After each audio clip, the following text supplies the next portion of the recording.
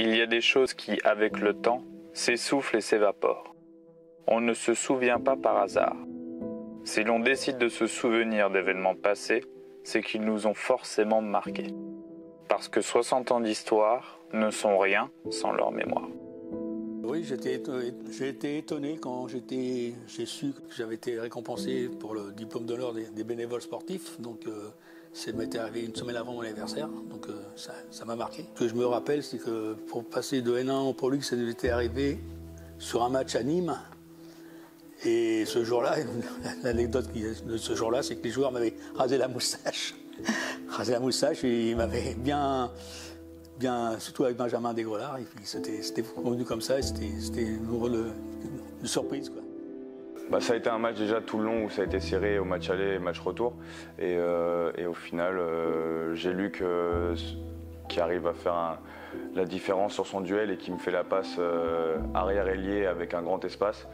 J'ai largement la place pour y aller et voilà, dans ma tête, je me pose pas 10 000 questions, il faut que j'aille au shoot et voilà, ça rentre. Et sauf qu'à ce moment-là, il reste encore 10 secondes, donc ils ont largement le temps d'avoir leur possession. Donc tout le monde replie le plus vite possible. Et sauf que voilà, il y a le passage en force qui est sifflé et c'est là où ça libère tout le stade. Tout le monde explose dans les gradins, tous les joueurs se regroupent. Enfin, c'est quelque chose à vivre au moins une fois dans sa vie. Alors on est en 2008, on est en National 1 et on monte en D2 cette année-là. Et c'est une saison qui est incroyable. Pour moi particulièrement parce qu'on est une équipe de copains vraiment à cette époque-là, de jeunes massicois essentiellement. On a un entraîneur qui n'en est pas vraiment un. Et on enchaîne une deuxième partie de saison qui est incroyable, avec 9 victoires ou 10 victoires d'affilée pour monter en D2. Et après, c'est ce qui lance un peu l'âge d'or de notre génération, des années un peu 85-90 de Massicois, jusqu'à arriver à ce qu'on sait à monter en D1. Donc c'est vraiment moi ce qui me reste à l'esprit de cette période-là. Et c'est aussi mon moment préféré de vie de groupe.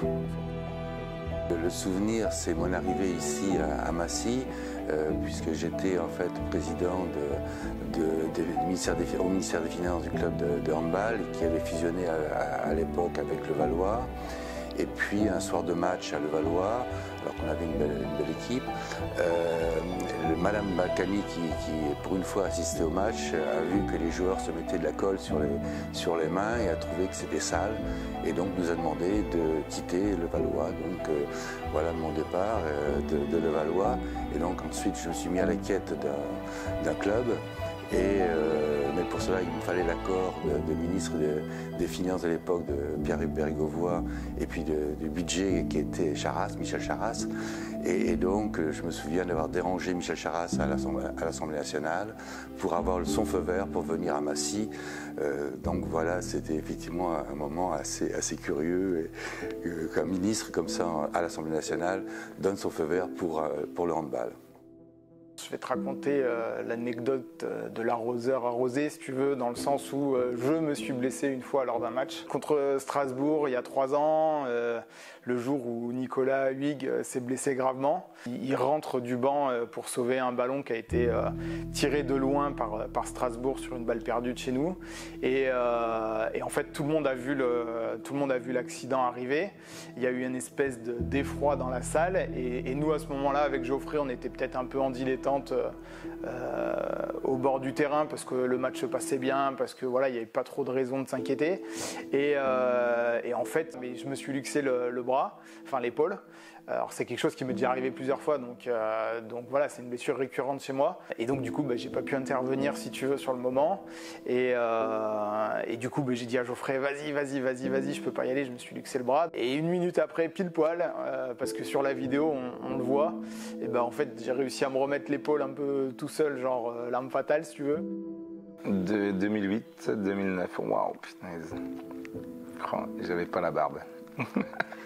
Vous parlerez de l'année où je suis passé en pro, enfin, où j'ai intégré l'équipe pro, et qu'on a passé une super année. et que quand on est allé en caisse noire et qui m'ont fait découvrir d'autres choses que je connaissais pas. Et franchement, c'était super sympa, mais je peux pas trop le dire